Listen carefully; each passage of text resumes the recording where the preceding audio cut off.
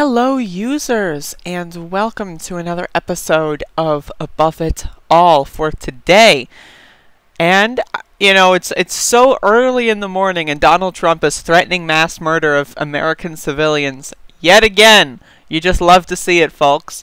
Any protesters, anarchists, agitators, looters, or lowlifes, not low lives, but low lifes, who are going to Oklahoma, please understand, you will not be treated like you have been in New York, Seattle, or Minneapolis. It will be a much different scene. You will not be treated like you have been in Minneapolis, like you know, the site where George Floyd was murdered? Like what?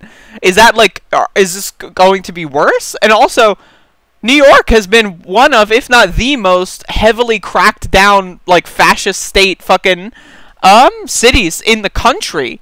Like, they've been literally shooting at press. They've been beating the shit out of fucking actors. They've been beating the shit out of press. Even CNN fucking people. Even, like, local news. They've been pepper spraying fucking city council people and elected politicians. This is the problem with Donald Trump.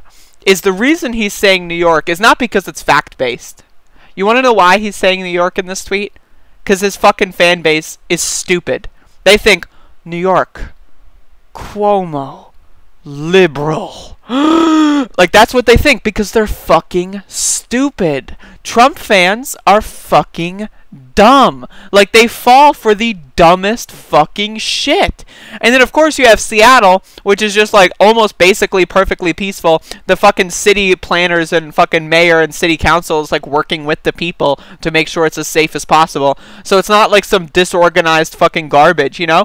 But, like, that doesn't matter. And then, of course, Minneapolis, like I said, the city that fucking started this whole fucking protest outburst. You know, it's like, this is bizarre. This is a bizarre level of fan fiction. Again, this is coming just a day after. Yesterday, he posted fucking Nazi fucking iconography on his Facebook ad campaign. Like, this is the guy. Like, I really just, like, what is the defense of Donald Trump at this point? I really don't get it. I really don't. I'm gonna fucking just clean my glasses because I got a smudge on them. But I really just, what, like, I know that there's, like, when I made my fucking Donald Trump post Nazi iconography video yesterday, I get these boomers, they're going like, it's not real. Oh, that's not real, it's fake. And it's like, dude, like, you're watching a video of this happening. Like, what does that mean it's not real? The whole thing about right-wingers are they're anti-intellectual. They've got this whole don't believe your lying eyes kind of thing. If you can see it, you shouldn't believe it. And if you can't see it, then you should believe it. That's why they're heavily religious. That's why QAnon is such a thing. There's no evidence of QAnon. There's no proof that QAnon exists. There's nothing coordinating anything. But if you can't see it, then you believe it. And if you can see it, then you shouldn't believe it because you shouldn't believe your lying eyes. So the Trump fucking fan base is going to be like, ho ho ho, law and order, ho ho ho, he's so tough. He's a tough guy. He's tough. And it's like, what does that mean, he's tough? Like, what is this weird psychopathic murder fantasy where it's like, you just want to, like, raise children just so you can spank them kind of thing? It's, like, really bizarre. Like, again, but this is the freaks of society. Like, 20 to 25%. I've been making a lot of videos about polling data and stuff, and it's just always 20 to 25% will always just take the stupidest thing. Even if it's, like, again, not subjective. Like, if it's a fact-based thing, like, there will always be 20 to 25% that just don't know basic fucking facts. You know, like, again, I'll reiterate, 20 to 25% of North Americans identify as fascist. 20% of North Americans couldn't name anything about Adolf Hitler. They've heard his name before, but they don't know anything else about Adolf Hitler other than his name.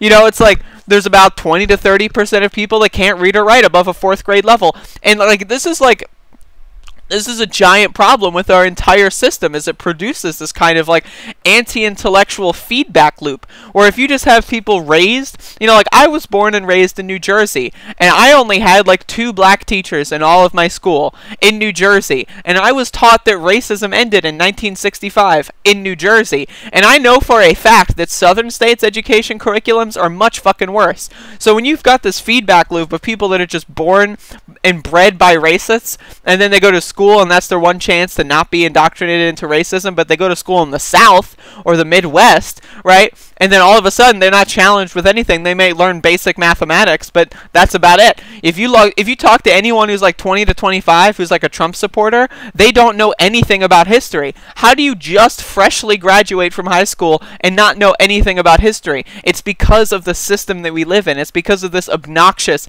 anti-intellectual feedback loop that we're trapped in the Trump era. And this has just been a post-truth era ever since Trump started fucking campaigning. There's been a decided shift from like, okay, facts kind of matter to they don't matter at all. Just look at Joe Biden's fucking disaster campaign, lying about literally fucking everything. Joe Biden, oh, I never advocated to cut Social Security, when he's on video dozens of times, not only advocating to cut Social Security, but leading the advocation in the Senate to cut Social Security. So it's not like he was just one cog in the machine. He was the one who put the cogs together in the machine, and he has the audacity to lie about us about this shit. So again, we live in this post-truth era that's just utterly bizarre. And another thing that I haven't even mentioned here is that he's combining protesters and looters and anarchists. It's all the same to him. People peacefully protesting, you know, as much as I disagree with peaceful protests because it accomplishes nothing, right? Like, he's linking them together with fucking violent fucking looters and lowlifes.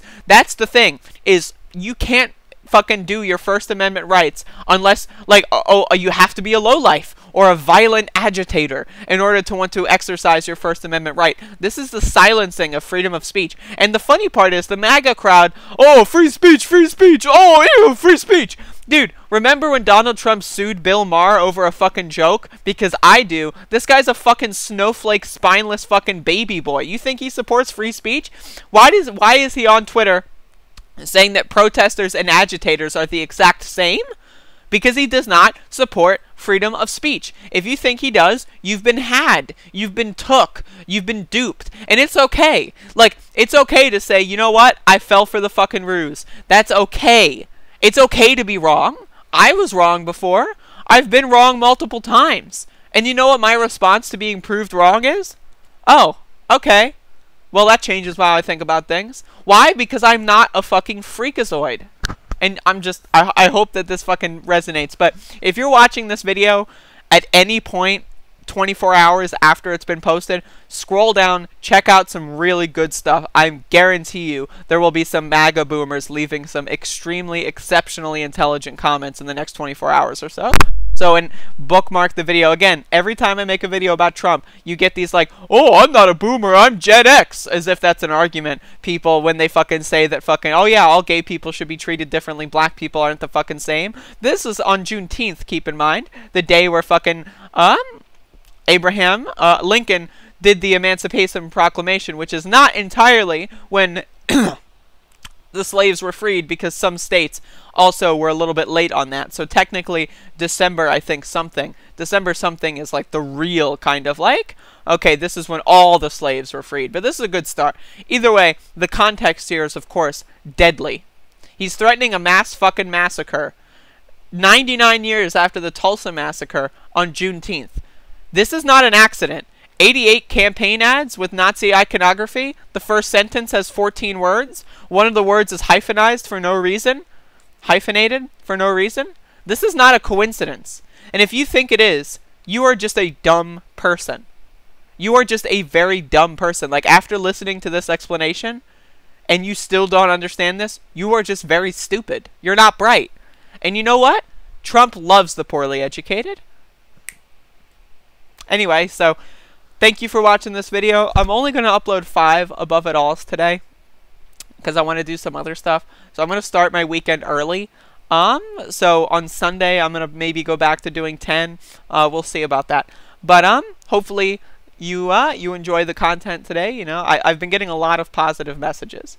So I appreciate that. I'm going to try to do something else with positive messages that makes them more interactable. But yeah, go watch some of my other videos if you want to see some other stuff, especially if you're a Trump supporter and you have an open mind. Go watch my video on his Nazi iconography campaign posts.